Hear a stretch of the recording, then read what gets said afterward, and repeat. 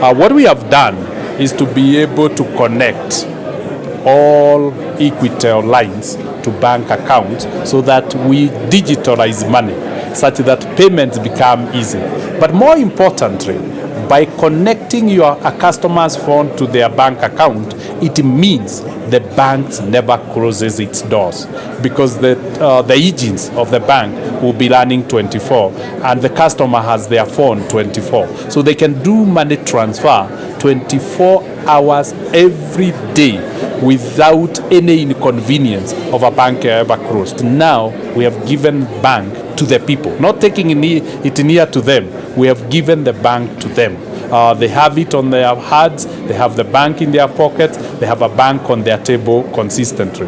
More importantly, internet banking have always been enjoyed by the rich people. Today, it marks bringing internet banking to ordinary people, low-income people on their phones. So what we are calling mobile banking is internet banking, but on the phone, to bring convenience. Loans now will be offered on the phones, and we are very excited that the first thing is that by pressing on your phone 247 hash, you could be able to open a bank account online without having to go to the bank.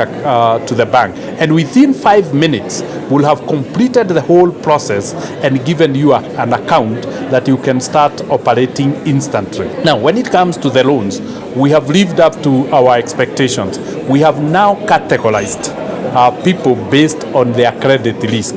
There are some people who will pay as low as 0.6%, not even the 1% I had promised. But those who are high risk will pay above 1%, headed to 2%, and the highest risk category, who has a history of not paying their loans, they will enter at 3%. We owe honor and dignity to Kenyans.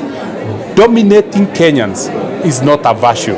So we have never aspired to dominate Kenyans. So although we own an a telecom capability, we have made that telecom capability to be available to all banks. We are not in any way trying to skew the banking industry. Anybody with an Equitel line can send money to any bank account in the country. They can send money to any telephone number in the country, and they can send money to any mobile money account in the country. We have already issued 1 million SIM cards. We are very confident that within the remaining period, we'll top that to 5 million SIM cards. We are confident we'll reach a break-even point in September or October, and so this will be a great investment. We expect now with